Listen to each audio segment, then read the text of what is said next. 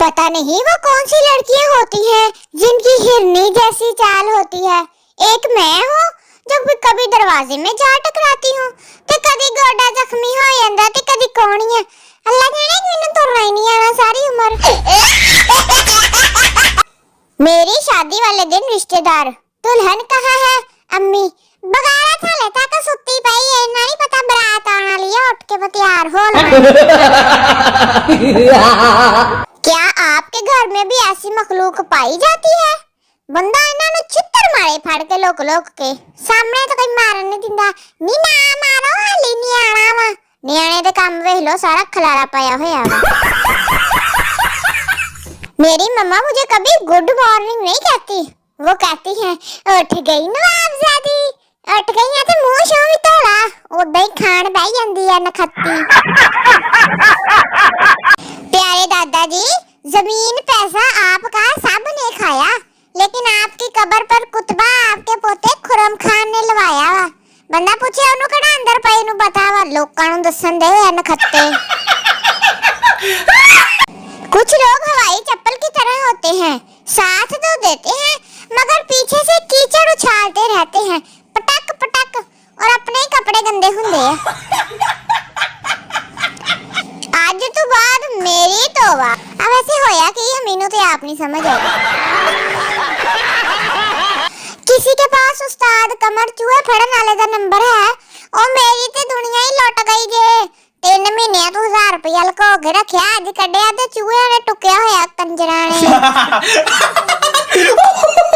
शादी करवाने वाली कंपनियों से गुजारिश है कि हम कवारों का मजाक तो ना उड़ाएं, असी भी अल्लाह दे बंदे ही हैं। फिर है कोई हाल?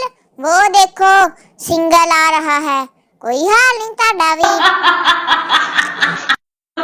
बालो बत्ती हवे माही सकू मारो लितरा नाल एडी छोटी बुढ़िया नु लब गई असी ते छड़े मर गए।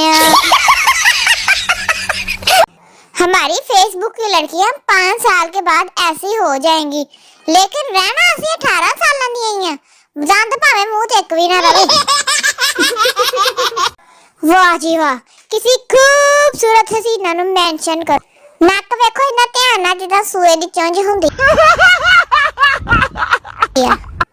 और जब लड़कियों के हाथ सहेलियों की मुफ्त दी लिपस्टिक लग जावे वाह भाई वाह फिर जब मुंह ते भी थप्पड़ नु फेर दियां वा नखत।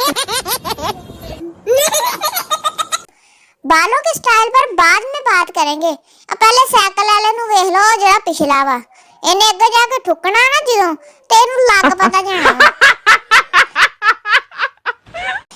जब आप मर गए हो और अचानक आपकी बीवी बोले मैंने इनके साथ कभी लड़ाई नहीं सी की थी, मुर्दा भी उठ के भाई ना नखती है झूठ ते ना बोल फोत। इनके पास शायद कबूलियत का मैसेज आ गया है, चलो फिर नमाज छड़ के दौड़ जाओ इथों नखत्ते नमाज भी नहीं। अच्छा फल हमेशा कीड़ा ही खा जांदा वा। हाय हाय हाय वाह भाई वाह बड़ी चंगी गल है। मरगा कीड़ियां ने टुकया होया बंदे खांदे आ खाइए बड़ा मीठा होना। लड़कियां काले रंग की शौकीन हो लेकिन जब दूल्हा काला रंग का मिले तो रोड़ा क्यों पा छड़ दियां फड़ के। चंगा वे भुगतो तुसी भी।